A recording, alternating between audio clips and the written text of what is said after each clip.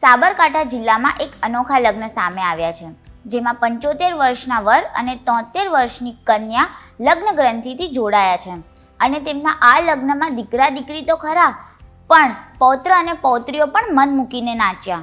વિજયનગર તાલુકાના નવા ગામમાં 75 વર્ષના વર અને 73 વર્ષની કન્યાના ધામધૂમથી લગ્ન યોજાયા હતા.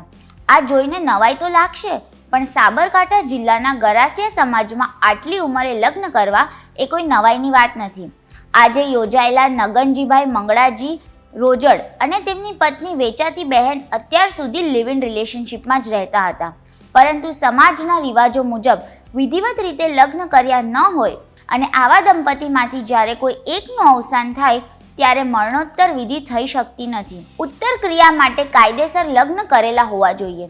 ત્યારે અત્યાર સુધી લિવ ઇન રિલેશનશિપમાં રહેતા આ દંપતીએ જીવનની આથમતી ઉંમરે લગ્ન કરી સમાજના રીતિ રિવાજોને જીવંત રાખ્યા હતા અને જીવનની સંધ્યાએ યોજાયેલા આ દંપતીના લગ્નમાં આખું ગામ ઉમટ્યું હતું. ઢોલ નગાડા સાથે મંગળ ગીતો ગવાયા હતા અને વાજતે ગાજતે સંતાનોએ માતા પિતાના આ લગ્નને વધાવ્યા હતા. આવા જ અન્ય વિડીયો માટે જોડાયેલા રહો વાઇબ્સ ઓફ ઇન્ડિયા સાથે.